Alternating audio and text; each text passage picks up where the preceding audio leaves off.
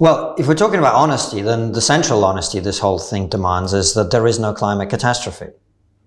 That's the honesty that we need. There is no climate catastrophe. Climate change is happening. It will affect various countries in various different ways, but it's quite clear it is not the catastrophe that we're being told. It is a religious ideology at this point, which seeks to advance its tentacles into every area of our lives through religious methods. We're being told that it's climate science. And when you think about science, what we're thinking about is, if I pick up this glass and let it go, we know scientifically that such a thing as gravity exists and the glass will fall to the ground. The climate stuff is modeling.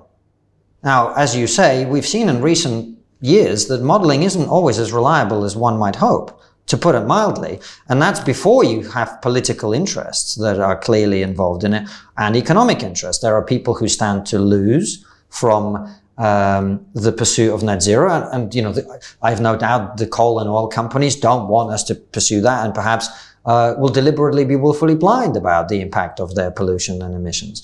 But on the other hand, we have to acknowledge that green industry people have an incentive to amplify the scale of the disaster, or so-called disaster. So there is a lot of politicization of something that isn't actually science in the conventional, ordinary man in the street understanding of that word anyway. And so to pursue suicidal economic policy, people just, I hope that your team can flash up a graph that Bjorn Lomborg showed me yesterday of electricity cost in the UK, energy cost in the UK versus China, US and other countries.